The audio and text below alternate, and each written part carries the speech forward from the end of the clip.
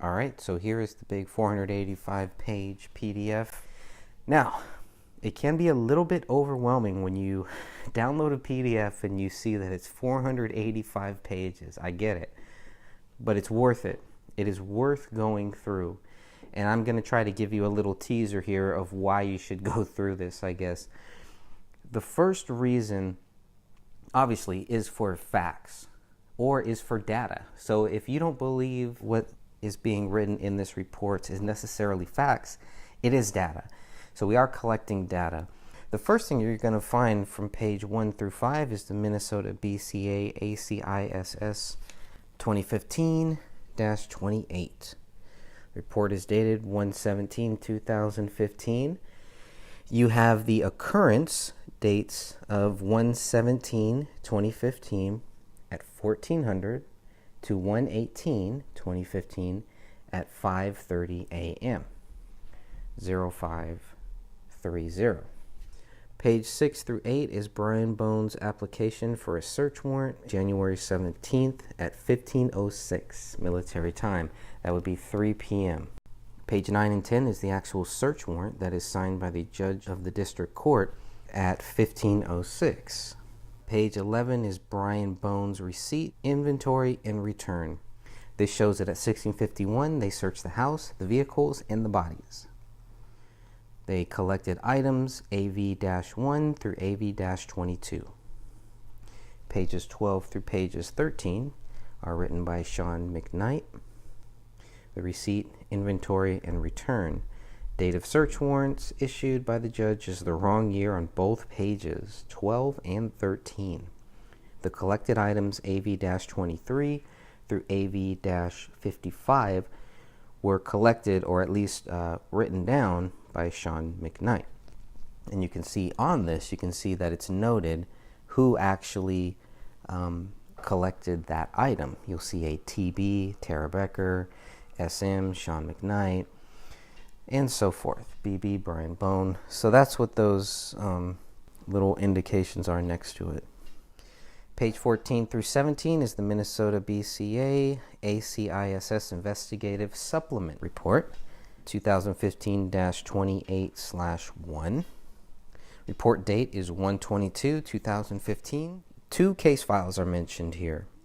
The Avpd 15-303, and the other case file that is mentioned here is the MNBCA Forensic Laboratory S15-00662. Okay, so 1.1, 1.2, and 1.3 are CDs. There are 3 CDs out there.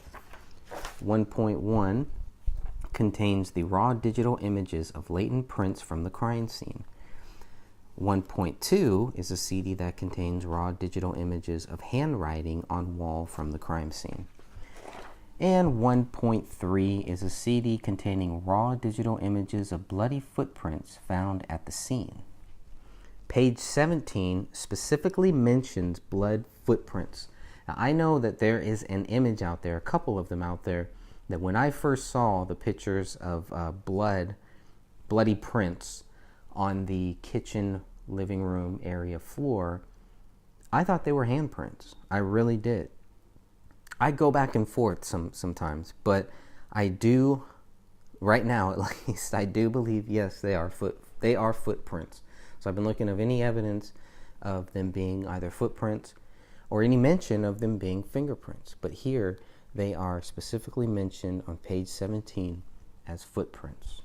So we're going to start there. Okay, we're going to say, okay, this is what the BCA, this is what the investigators concluded at this point, that they were footprints. What's even more interesting is that you can clearly see that it is one foot. It is a right foot. So here's what I have some notes for about page 18 and 19. This is a laboratory analysis request at the attention of Tommy Booth. The estimated due date for these latent prints would be 4/26/2015. The estimated due date for the question documents, which we'll cover later, would be 4/26/2015. So they're saying by 4/26/2015, they should have some answers about the latent prints and about the questioned documents.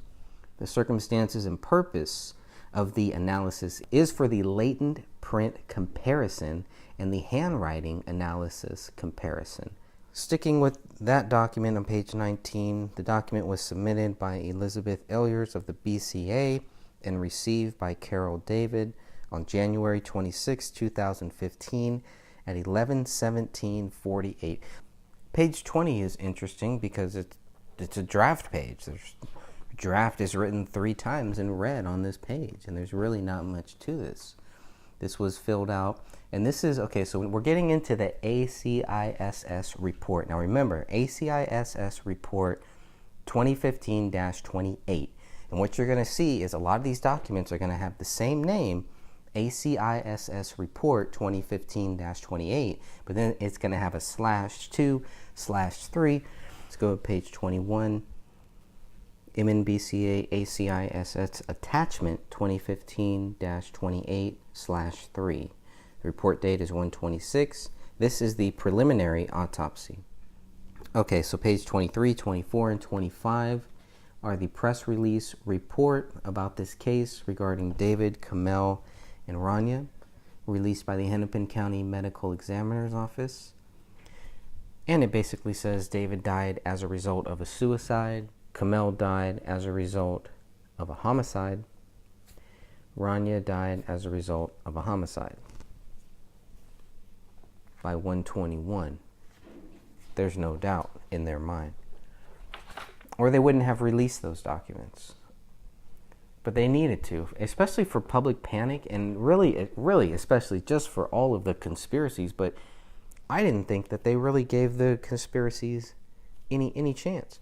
They did not even want to consider a conspiracy here. That's the way I saw it. I don't see any. I mean, you can read these police reports, and you can clearly see they're very careful to mention the public is not in danger. Everything is fine. We got this case solved. That's pretty much all we were getting. And that just fueled so many conspiracies. And instead of helping these conspiracy theorists kind of understand what was really happening, a lot of people just went silent. They went dark. And I can understand, it really puts the investigators in a very tough spot, especially if they really do want to help the public understand what happened here. It's a very tough spot now because it is an ongoing investigation. But at the same time, they're completely discrediting any possible theory of foul play.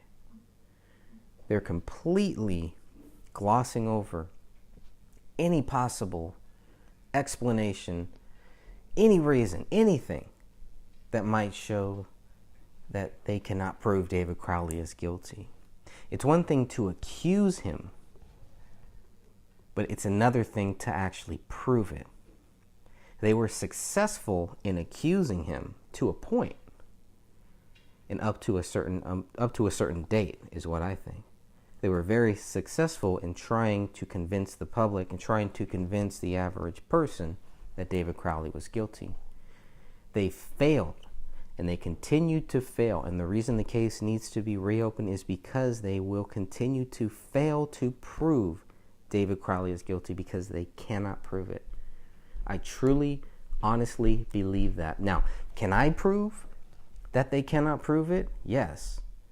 If these documents, if what I have, if everything that I've seen is what they base their theory on, unless they have secret knowledge, some hidden information, unless they have things that we're not seeing, yes, I believe we can prove that they cannot prove David Crowley is guilty based on their evidence, based on their documents, based on their photographs, based on their reports, based on their comments, based on everything they have given us. There is no way that the police, that these investigators can look at the documents, look at the photos, look at everything they've given us and say, okay, you will understand now why David Crowley is guilty. They really didn't even try. They were already thinking it didn't matter what they told us. we were still going to think David Crowley was not guilty. That's their own fault. And they were monitoring the group page. They were monitoring the Justice for David Crowley and Family Facebook group and the Justice for David Crowley of Gray State Facebook page. So they knew that there were people like me who were not convinced. They lumped people like me into a category where everybody thought that the government killed David, and that was it. That's totally wrong, and that's totally unfair to real people who were really looking for what really happened here. They did a big disservice to us. So I think they were kind of like, well, it doesn't matter what we tell you, you're still going to think David Crowley didn't do this. And to me, that made it sound like, okay, so then you're not going to put any effort into it, right? That's pretty much what you're telling me, and that's what I told, well, I didn't tell Gummert. That's what I should have told Gummert, is you just said that no matter what, you think we'll still be convinced that David Crowley did not kill his wife and his daughter and then kill himself. Even though I've stated publicly many, many times that I'm open to it, that I want to see it, I want the evidence. They didn't even look at that. They didn't even care. Because it wasn't about that. Those are the people they should have been focusing on, not the people who were set that the government killed David, or that David was part of some global conspiracy, or it's going to release some movie that was going to change the whole world, or whatever. So they did a very big disservice to the public, because they did not help us understand.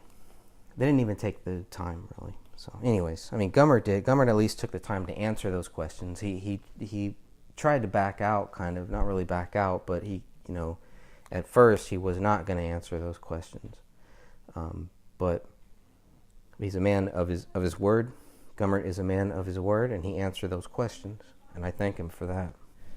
Page 26 is ACISS Attachment 2015-28/4, report date 1/26/2015. And this is in regards to the latent prints of David Crowley and the DD-214, which is his military record. That was requested by Chris Olson. Status was approved, and the approved date is 1/26/2015. The record originating date is 1/26/2015. It says on January 21st, 2015. Oh, here we go. Here's the FBI thing now. Because it was always, were the FBI involved? Were the Department of Homeland Security involved? Were the FBI involved? Who was involved?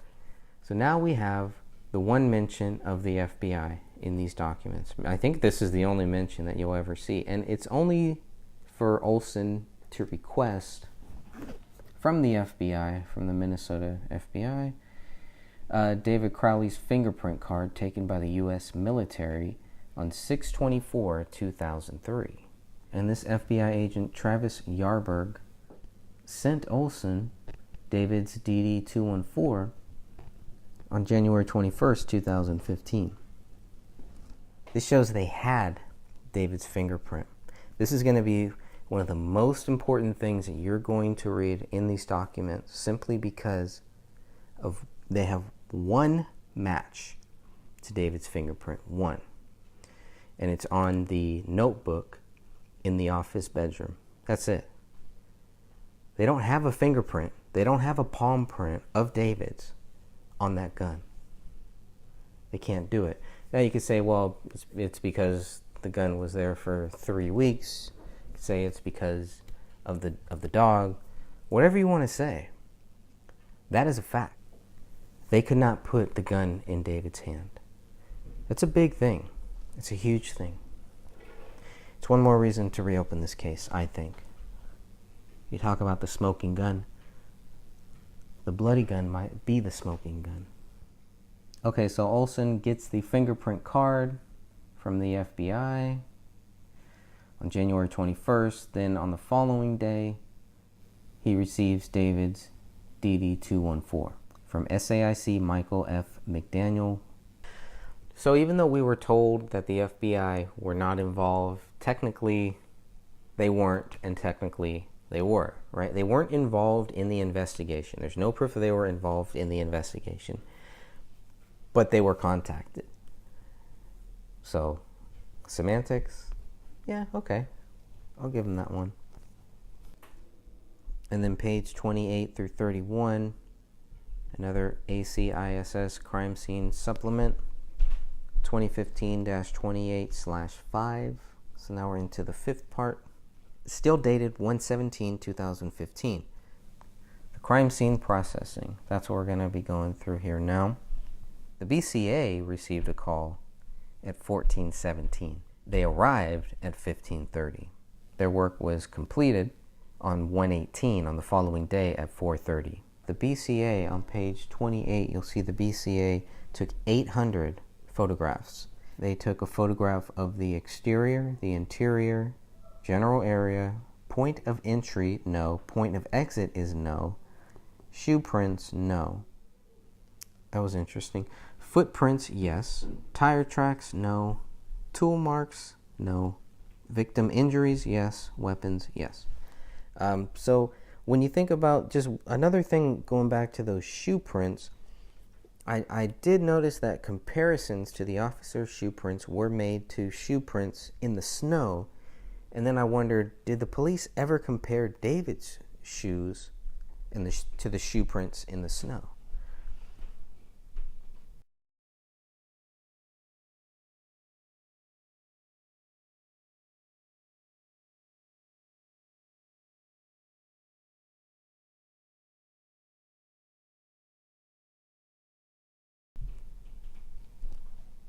And then I wondered if the police ever compared David's shoes to the shoe prints in the snow. Page 31 shows Ellier's story. She was contacted by the BCA's Operations Center, and she was requested to respond to the crime scene in Apple Valley. SSA O'Donnell documented the crime scene through video, which was recorded onto a mini DVD and which was later transferred to a DVD for easy viewing. So the photos are on a DVD that is marked item .2. Page 32 and 33 cover the Minnesota BCA ACISS attachment 2015-28/7. So now we're to the seventh document associated with this. The report date is 2/13/2015 from 17:05 to 17:13. Okay, these reports and exhibits are received by the Apple Valley Police Department. Report by Chris Olson on 2/13/2015. S.A. Olson received 20 PDF files. 20 PDF files. These files included reports and other investigative exhibits relevant to this investigation.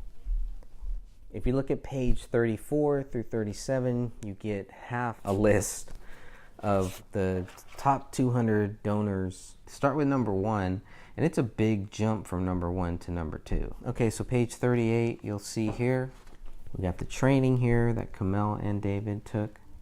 If you're looking at page 40, you'll see Kamel's training verification through Quorum Security Incorporated. Page 43 has the gun that David gave to Danny Mason as a gift. Page 44, Kamel's firearms bill of sale, purchased on 7/25/2009 at the Gun Zone in Dallas, Texas. She paid with a check, total of $508.76. She bought a Springfield XD 40 caliber, serial number US 163310, signed by Kamel. Page 45 through 47 is David's training verification certificate. Course completed on November 8, 2009, and done by the same company, Quorum Security. Page 48 is David Crowley's private firearm transfer to Adam Schambauer. It's dated September 17, 2010. It's given as a gift, and it's from the AR-15. It is the lower receiver, serial number 61242. Page 49 is a private firearms transfer from David Crowley to David Stark, dated June 17, 2012, conducted as a sale. David sold Mr. Stark a Springfield XD 40 caliber subcompact, serial number US 163310. Kamel buys this gun on 7/25/2009 in Dallas, Texas for $508. Sells it, or David sells it, to David Stark June 17th of 2012. Page 50 through 133 are the police reports. And here we go again, the police reports. There are some police reports in here, and there are some police reports that are missing. The ones that are missing look like it's generally the ones at the end of the 94 pages. So that's curious. The last update that we get where the case is exceptionally cleared is not in this set of police reports. That's a big deal. The other interesting thing to notice about this is some of what was censored in the 94-page PDF is not censored here. So there is some good data there. There is some good stuff to actually go through. And it'd be good to have a full comparison of everything about what is blocked out in the original 94 pages, and then compare that to what is not blocked out here in these 70 some odd pages that we have of police reports. Page 134, 137 is the BCA lab analysis request by Tommy Booth. The section involved the crime scene team. The estimated due date is 2/17/2015. Firearms, the estimated due date is 5/18/2015. Latent prints, the estimated due date 4/18/2015. The nuclear DNA, estimated due date 5/18/2015. And the question documents, estimated due date 4/18/2015. This is all on page 134. The evidence list begins on page 134 as well and goes through all of the items number 1 through 48. Now, you'll notice just 1 through 48, because right now they don't have 49 through 56, and then later they'll have 57. So you're going to see this document, 3 sets of the same document here. Okay, and as we move on to page 138, the Avpd press release. Now we're going to see 1, 2, 3, 4, 5 of these press releases. Note these dates, note these times. This is very important. All right, so on page 138, this is the very first one. This is the first press release. Suspicious deaths. And you'll note here, it does not mention a double murder or suicide. This was set to release at 3:30 p.m. January 17th, 2015. Little over 2 hours have passed, and the first press release goes out. Suspicious deaths. Doesn't really say much. Shouldn't say much because they don't know much. This one is dated January 18th, set for release at 11:40 a.m.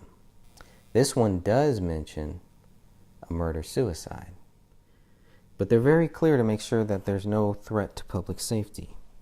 To me, that shows, and I think this has been brought up many, many times, but just to say it again, it does show that by this time, the police were working with the theory that David Crowley was guilty. That is their working theory. They don't have 2 bullets yet. They don't have item 53. They don't have item 57. Item 57, obviously, they don't find that one until February 18th when they're told about it by Chris Klein, or else they would never have item 57. So thank you, Chris Klein. Think about that for a second. Let's say they never had item 57. This wouldn't match up. Nothing would match up. Of course, only 4 bullets and 6 casings found on January 17th does not match up either.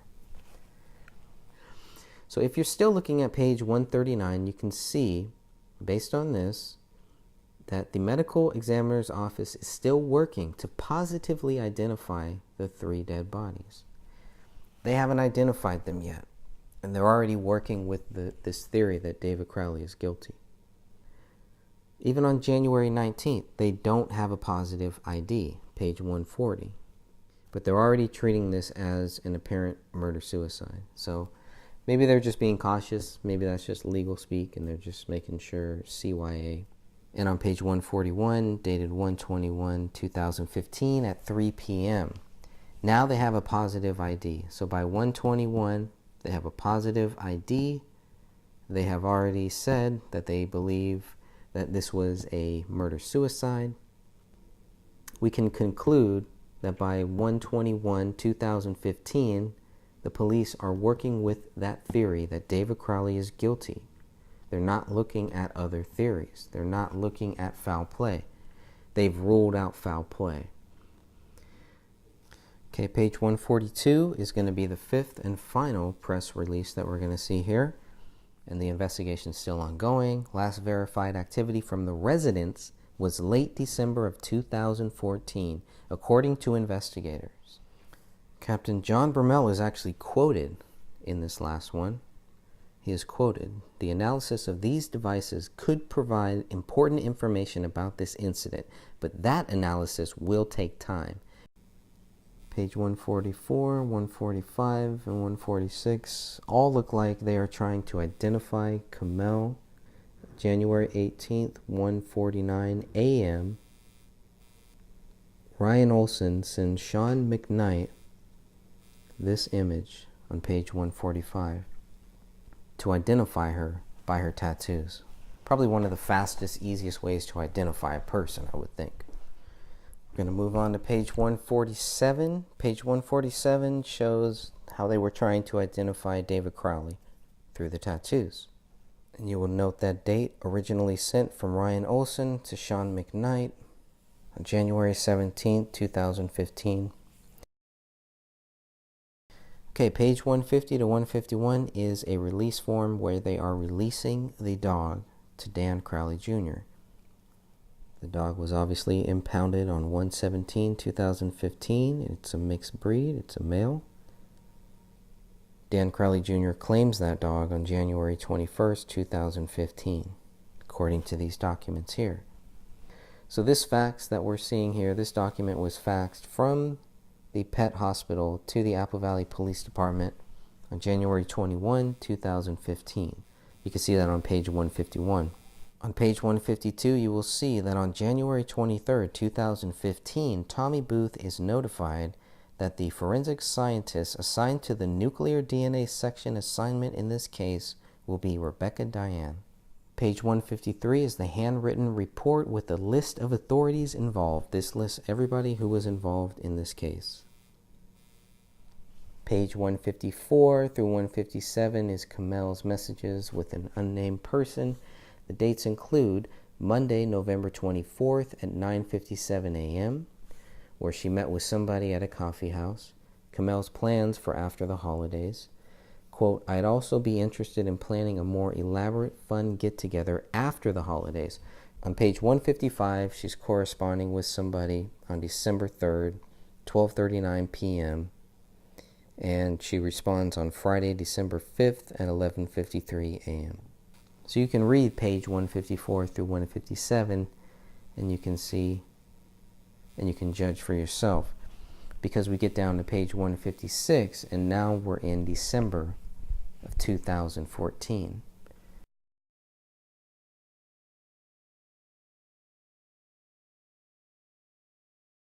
Page 158 shows what guns were taken from the house on January 18th, 2015. There are 9 in total. On page 159, you'll see that Brian Bone is trying to get access to David Crowley's Dropbox. He is requesting a preservation of the account and any account associated with this specific Gmail account, crawls04@gmail.com. Page 160 through 162, we're back to the BCA Forensic Science Service, filled out by the Avpd Brian Bone. This is for the nuclear DNA test. Specifically, look at what it says under latent prints here. Elimination principles from all principles? No. Major case prints, fingers/palms for crimes against people? No. Is the evidence process? No. DNA cases. Known DNA samples from all principals. Yes and no. Still on page 161. It clearly says yes and no. Both of those boxes are marked on page 161. Page 162, the elimination principles names David, Kamel, and Rania. All right, page 164 shows Joe Cooksley as the forensic scientist assigned to the crime scene team. Page 165 shows that Catherine Roach is the forensic specialist assigned to the nuclear DNA section. Page 166 through 318 shows David Crowley's Facebook account activity. Page 319 through 332 is David Crowley's conversation with Brendan J.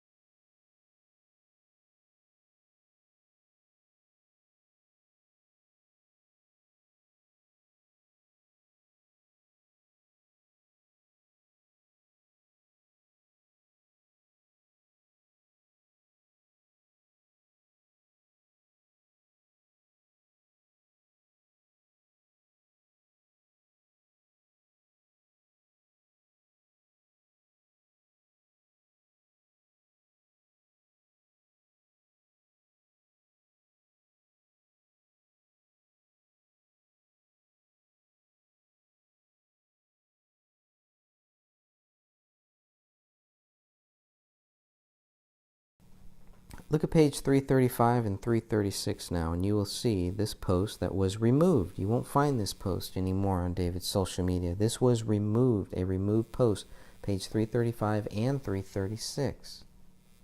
So the police were able to get a record of this.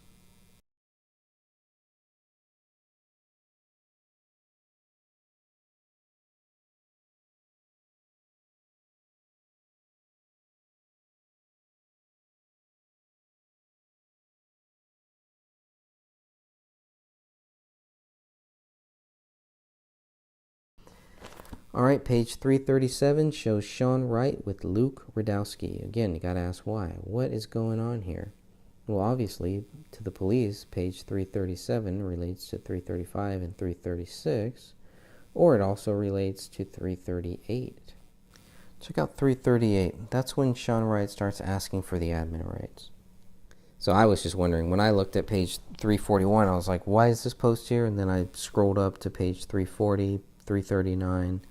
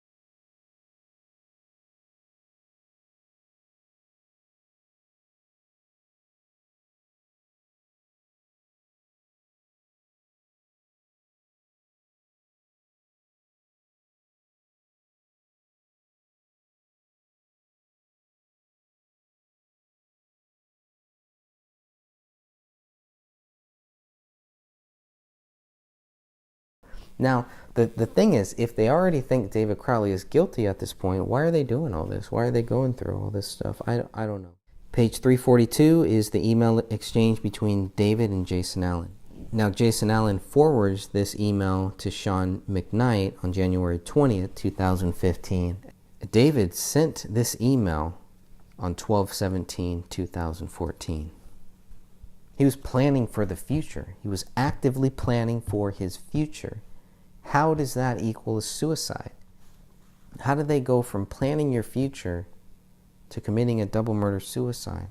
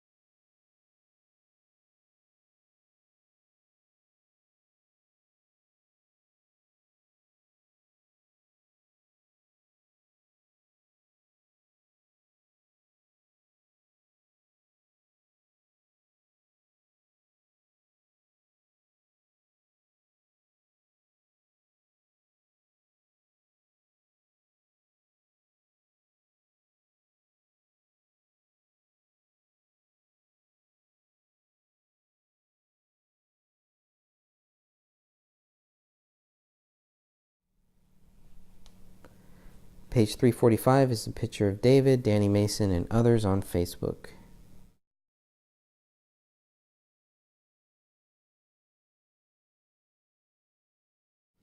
Page 346 through 349 is the Avpd Property and Evidence Report. Very important document here.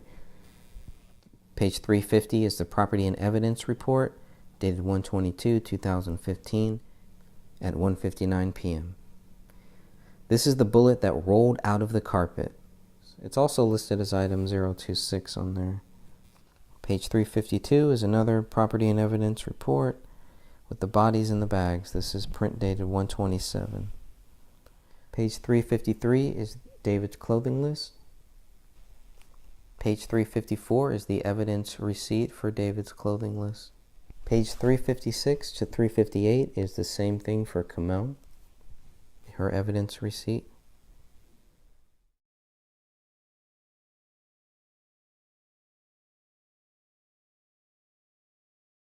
Page 362 is the property release form for the same bullet that was found on January 20th that rolled out of the carpet. Very interesting. The item number 53 was found on January 20th. Okay, page 363 to 367, forensic laboratory analysis requests for nuclear DNA comparisons for item 50, item 51, and item 52. David's known blood sample, Kamel's known blood sample, and Ranya's known blood sample. They also requested nuclear DNA comparisons for item 53. That was submitted on 1/23/2015 at 10:05. Page 368 to 372 is Brian Bones' application for a search warrant and supporting affidavit and search warrant.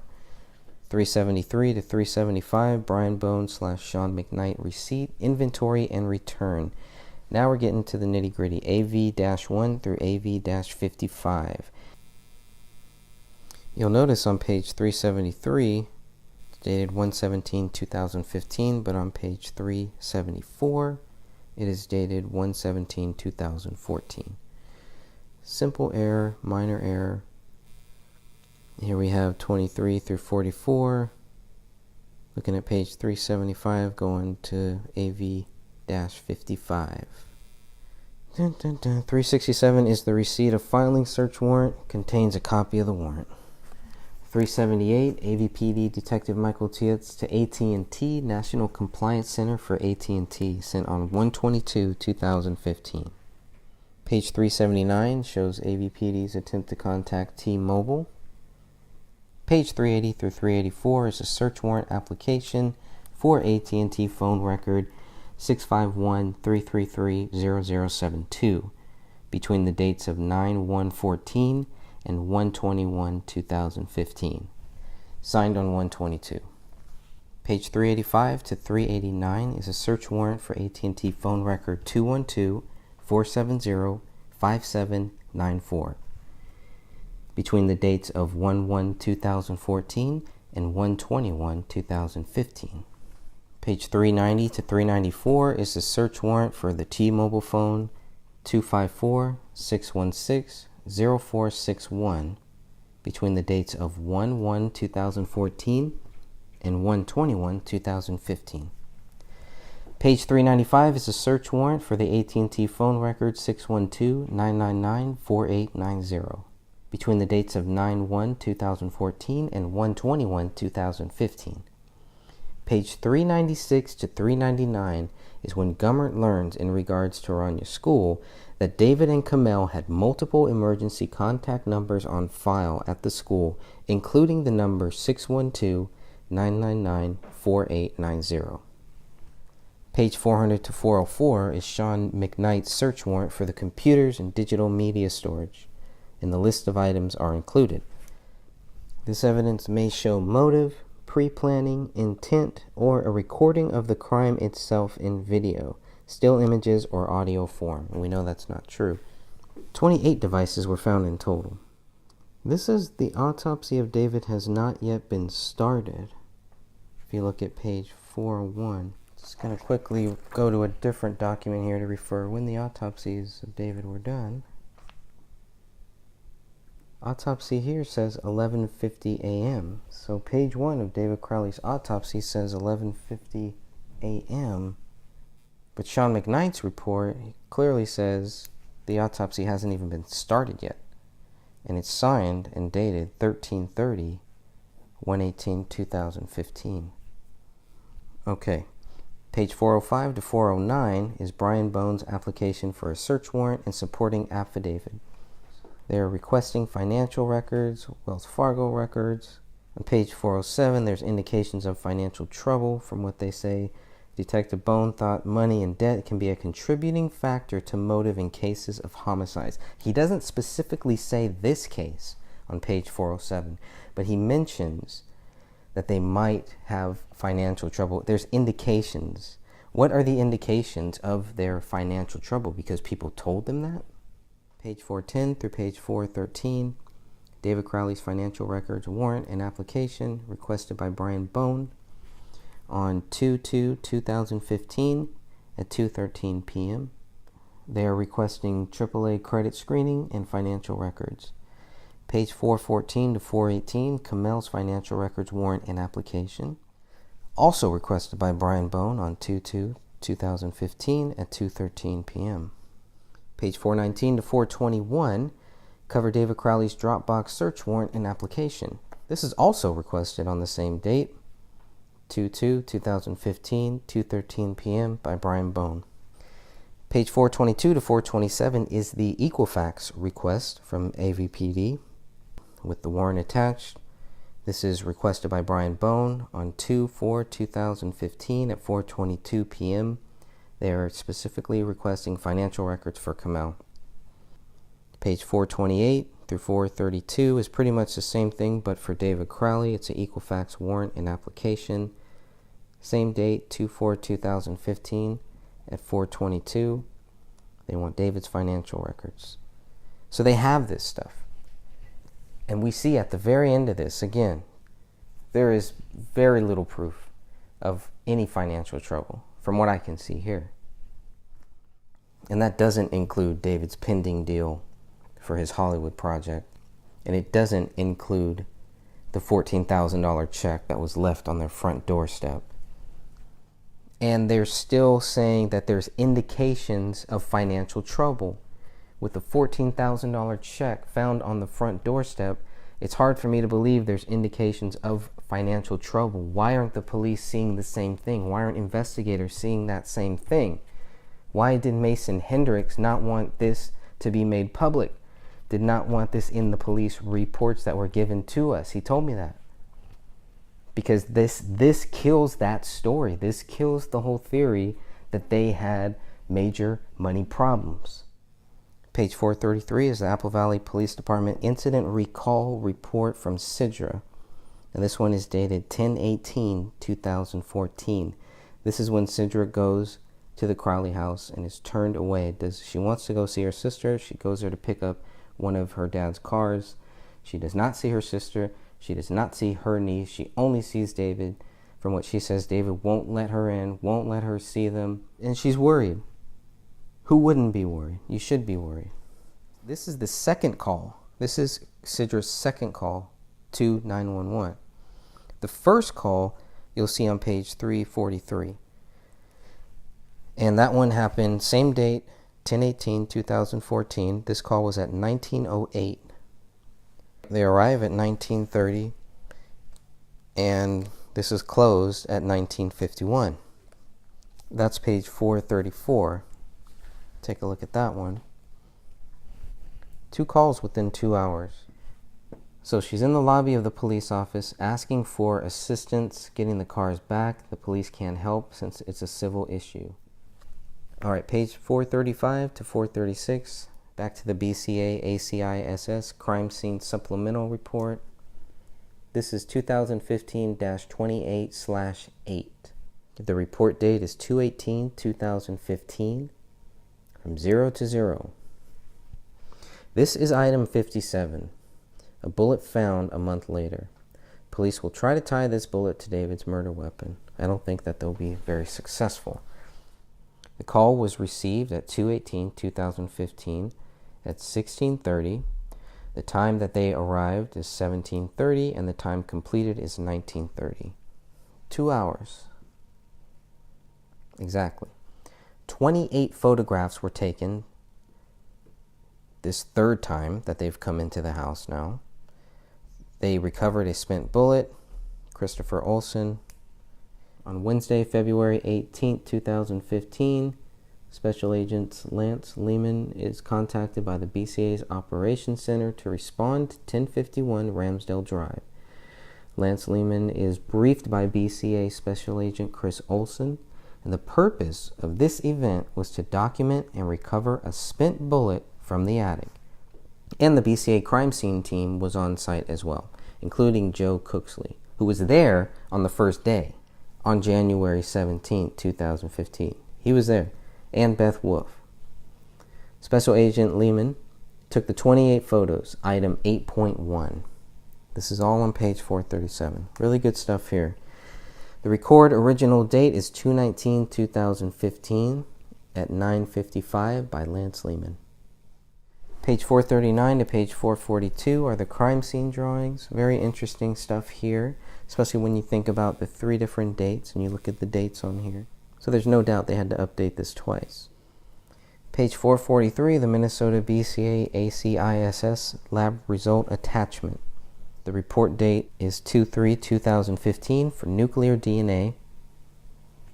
And this is 2015-28/10. Page 444 is the Forensic Science Laboratory report on the examination of the physical evidence. For nuclear DNA, it lists items 1 through 53.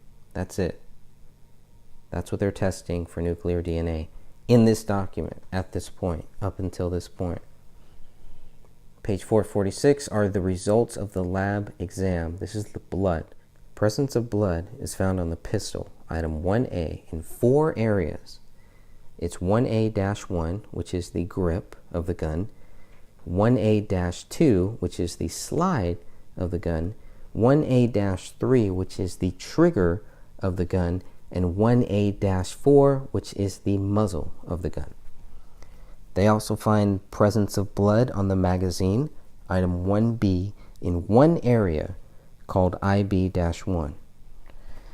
They find blood on the knife, which is item 8, in 4 areas, 3 samples collected. 8-1, which is the blade, 8-2, which is the inside, 8-3, which is the handle. They found presence of blood on the pin, item 40, 40-1, on the grip of the pin. They found presence of blood on the notepad, item 41, 41-1, on the front cover, 41-2 on a page. They found, okay, now we're getting into bullet. I'm going to call this bullet 1, item 42, bullet 1. They found blood on the bullet, item 42-1. 42-1 is the actual blood on the bullet. Bullet number 2, item 43. They found blood on the bullet, item 43-1. We're still on page 446. And we're going to look at bullet number 3, item 44, blood on the bullet, and the blood on the bullet is labeled as item 44-1. Here's where blood was not found. Blood was not found on 1B1, which is a cartridge. Blood was not found on 1B2, which is a cartridge. Blood was not found on 1C, which is a cartridge. Again, blood was not found on 45, which is a bullet. Page 447 shows the hair and fiber and when they were collected on. Not examined at this time were items 4 through 7, 10, item 13, item 16 through 22, item 25, item 26, item 28, item 29, and item 31 through 33. This is signed by the forensic scientist in charge, Rebecca Diane. Okay, page 448, Minnesota BCA ACISS lab result attachment, 2015-28/11. This is dated 3/11/2015. Lab number 2, crime scene team. Page 449 is a forensic science laboratory BCA result of the field examinations report 2, item 1 through 57. Brian Bone requests BCA crime scene team to go to the house to look at the hole in the ceiling and search for any possible related bullet. So Brian Bone calls the BCA Operations Center sends out their team on 2/18/2015 to recover item 57. Hours in the house from 1745 to 1945. Page 452 shows the observations of the scene. Page 453 shows the description of the bodies. This is a very important read. Okay, page 454 shows HCME entered the scene at midnight on 1/18/2015. The bodies are taken 90 minutes later. Fragments of bones and tufts on the hair were observed on the area rug in the living room. Page 454 is a list of items collected. Item 1, Springfield XD, XD546473 with blood on it. Cartridge cases, items 2, 3, 9, 30, 36, and 37. Cartridge item number 7. 3 bullets, 42, 43, and 44. Bullet fragment, item 31. Book with blood on it. Item 4. Pages torn out of the book with blood. Item 5, 6, and 10. The knife, open, locked back knife. Item 8. Page 454 clearly shows that the knife was open. Blood swabs from the wall, A and B, items 11 and 12. Page 455, blood swabs from the east wall, item 29. Blood swabs from the south wall behind the Christmas tree, item 33. Blood swabs from lower front right corner of the recliner, item 34. Blood swabs from wood floor outside of area rug, items 13, 14, 15, 18, 19, 20, and 32. The magazine from item 1 had blood on it, ridge detail, loaded with less than 4 cartridges, also a cartridge in the chamber. Page 456, item 57 is mentioned. A projectile was traveling generally west to east as it entered the ceiling and exited the attic. From the island counter wall below the countertop, items 16 and 17. Blood swabs of underside the island countertop, item 28. Blood swabs of the laptop's A key, item 24. Blood swabs of the keyboard surface, item 23. Blood swabs from the island countertop next to the laptop, item 25. Blood swab of tissue box, item 26. Blood swabs of cell phone, item 35. The dishwasher was open, dish racks pulled out. Blood swab of the kitchen floor, item 21. Blood swab inside the dishwasher, item 22. Page 457, items 46 and items 47, the notepad and the note page, possible handwriting samples from Kamel. Page 457, item 48, checkbook from David, possible handwriting samples from David. Blood swab collected in hallway outside of the office, item 27. Blood swabbing of office desk, item 39. Blood swabbing of notepad, item 41. Possible bloody ridge detail and blood on previous page 2. Blood swabbing of pen, item 40. Open safe in the master bedroom. Loaded magazine with keys and miscellaneous items. There is a swabbing of push keys on the top of the safe, item 38. Page 458 is the house diagram. You have the basement wall bullet here. You have the hole in the south wall. Chemical testing failed to detect the presence of lead. Bullet item 45 was retrieved from inside of the wall near the hole in the basement. This is all the basement wall bullet. The bullet hole in the living room was underneath the area rug. Holes were observed in both the area rug and the wood floor underneath that rug. Chemical testing of hole in wood floor failed to detect lead. Page 459, additional items submitted. Item 49 by Special Agent Chris Olson. Item 50 through 53 by Whitney Dorn. Item 54 through 56 by Special Agent Beth Ellers. Nuclear DNA tests were done on items 1 through 45, items 50 through 53, and item 57. Latent prints were done on item 1, item 40, item 41, item 49, and item 54. Firearms, item 1 through 3, item 9, item 30, item 36, item 37, item 42 through 45, item 53, and item 57. Question documents, item 41. No analysis at this time was done on items 46, 48, 55, and 56. This is dated 3/11/2015. Page 460, the Minnesota BCA ACISS lab results attachment, 2015-28/12. The report date is 3/16/2015 for nuclear DNA. Page 461 is about Rania Crowley's known blood sample, which is item 52, single source composite DNA profile. Page 464 shows the nuclear DNA tests were done on item 1, the gun, which is 1A and 1B, item 8, the knife, blood swabs for items 11, 14, 23, 27, and 35. Nuclear DNA tests were also done on item 38, the push keys from the gun safe, item 41 from the notepad, item 42, 43, and 44, which are all bullets, item 45, which is the bullet in the basement wall. This is all nuclear DNA tests. These nuclear DNA tests were also done on item 50, which is a blood sample of David Crowley, item 51, a blood sample of Kamel Crowley, and item 52, a blood sample of Rania Crowley, page 465. These tests were also done on item 53, the bullet that rolled out of the rug, and item 57, the bullet that police found in the attic. No blood on that bullet. Sampled, collected, labeled as 57-1. Still on page 465, here are the DNA results. Item 1A-3 is a mix of 2 or more people with major male DNA profile that matches David. Major profile does not match Kamel or Rania. Rania cannot be excluded from being a possible contributor. Kamel is excluded. Item 1B is a mix of 2 or more people. Major male DNA profile matches David. Major profile does not match Kamel or Rania. Kamel and Rania cannot be excluded as contributors. Estimates 99.95 to 99.97 of the general population can be excluded.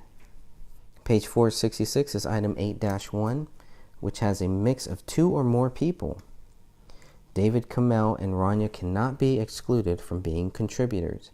99.95 to 99.98% of the estimated general population can be excluded. Items 11 and items 44-1. Single source female DNA profile matching Kamel.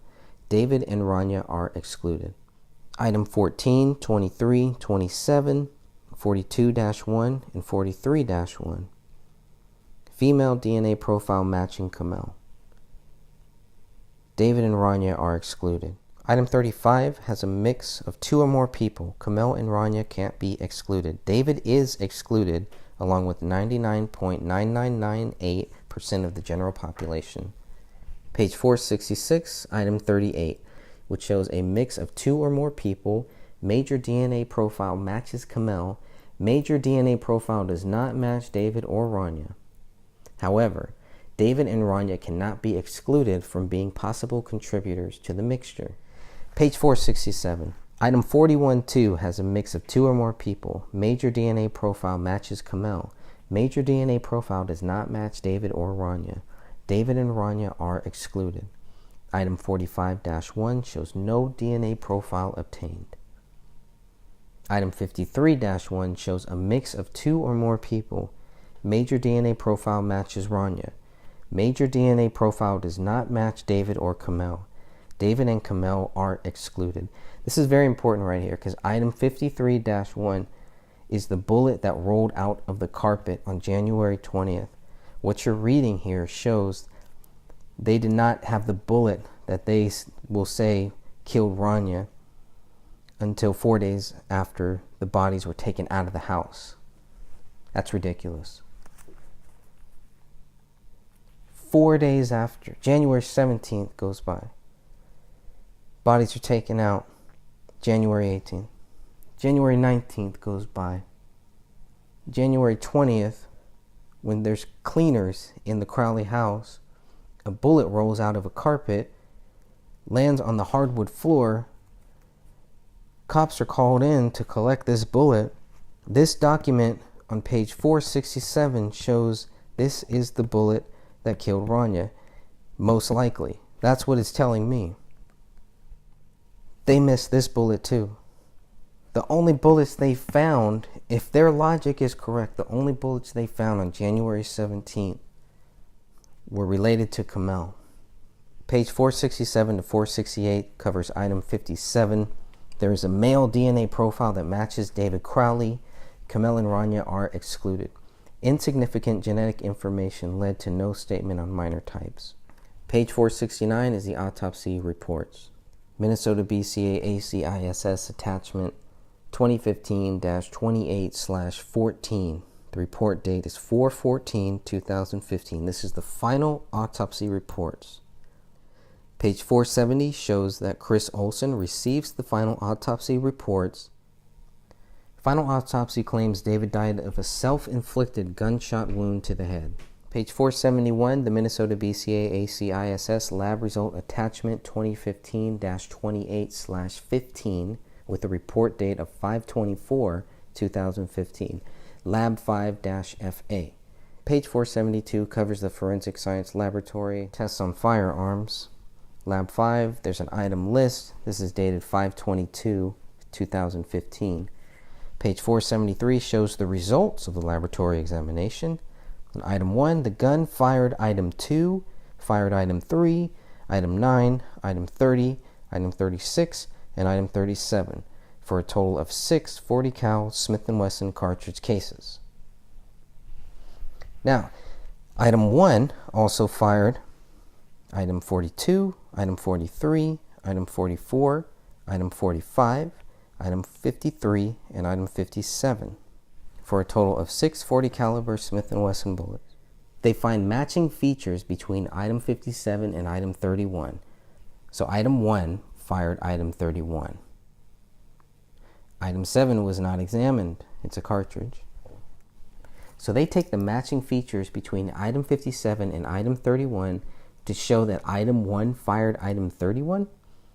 Examinations of item 42, 43, 44, 45, 53, and 57 showed them to be consistent with bullets from the Winchester PXD1 brand cartridges.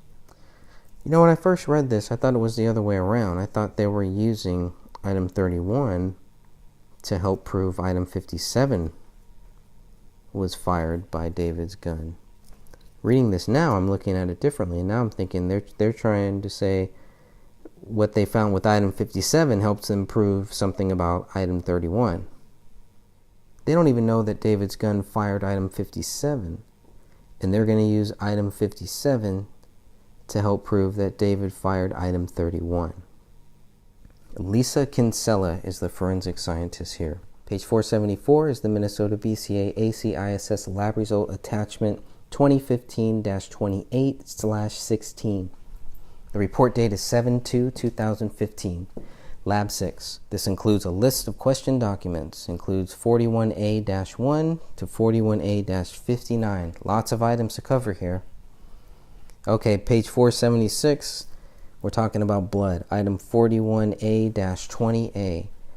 2 ESDA lifts taken of impressions found on the front side of page 20 of item 41, the spiral notepad. Item 41A-21A, 2 SDA lifts taken of impressions found on the front side of page 21 of item 41. So the comparisons will not be done at this time. If you're looking on page 477, comparisons of item 41A-30 and question writings in photographs saved, item 55, will not be conducted at this time. Still in the handwriting now with page 478 with alternate light source examining results. Exams of item 41, front, back, 59 pages inside, failed to reveal any latent writing material. Items 41A-1 through 41A-59. So they go all through these 59 pages. 41 is the notepad. 41A is the paper on the notepad, and 41A-1 through 59 are the pages. The indented impression examination results are also listed here. These impressions were done on 41A-20A and 41A-21A. Limitations. Additional writing impressions were developed that could not be interpreted. Page 480 is the BCA-AC-ISS lab result attachment 2015-28/17, dated 9/10/2015, September 10th, 2015, done by Lab 7. Page 482 shows the latent prints, dated 7/31/2015. List of items submitted are all from page 482 to 484. This includes the gun, the magazine, the pen, the notepad, 59 pages. Item 49 is a known fingerprint card of David Crowley. Item 54 is a CD with images of 25 NEF images. Item 58 is a disc with images of latent prints from 1A, 1B, 41A, and 54. Latent prints. Item 1A, latent palm print, which is labeled as LP1A-1. Item 1B, latent fingerprint, which is labeled LP1B-2. Item 54, a latent palm print, labeled LP54-1. File names BCA499, NEF through BCA5001, NEF. A limited examination of latent prints is apparent blood from item 41, 41A, 41A1 through 41A59, all submitted as item 41. So on the notepad, they find 2 latent prints that are suitable for comparison. The latent prints, item 41A-30, latent print impression, could be from a finger or a palm. Item 41A-31, latent fingerprint, LP41A-31-1. This is blood. Now don't forget, they searched in the Muffin database and no suitable candidate was generated for these latent prints. Latent print results, page 485. LP1B-2 is a fingerprint, inconclusive to Crowley due to the limited quality and quantity of information in the latent print. LP41A-30-1 is a palm or fingerprint, inconclusive to Crowley for the same reason, because there's a limited quality and quantity of information in the latent print. It's not a good enough latent print. LP41A-31-1 is a fingerprint with David's left middle finger on the note page. 2 palm prints, LP1A-1 and LP54-1, could not be compared due to no known palm print of David, according to page 485. This is dated 7/31/2015, well after they had contacted the FBI and the military. So they have palm prints, but they can't match them to David. They have a fingerprint, 2 fingerprints. Can't match them to David. Yet they're still going to go and claim David is guilty. Contact information is left if additional examinations are necessary. I believe they are, so hopefully we can get to that. Contact the BCA latent print section. This is written by forensic scientist Jennifer Kostrowski. They reviewed 5 latent print results, 3 fingerprints, 2 palm prints. Okay, the 3 fingerprints, LP1B-2, inconclusive to David Crowley. LP14A-31-1, inconclusive to David Crowley, which is the notepad. LP 1A30-1 is inconclusive to David Crowley, and this is the note page number 30. LP 41A31-1 has David's left middle finger. This is the only fingerprint that they have, is of David Crowley's left middle finger, found on the note page, page 31 of the notepad. That's it. It's all they can conclusively say. That's what they have. A left middle finger for all of us, pretty much. Okay, palm prints. LP 1A-1, no palm print comparison. LP 54-1, no palm print comparison. They have no palm print comparison for David Crowley. Fingerprints don't match except for one. Don't match the gun, don't match anything else. Until we meet again, the gray stage continues.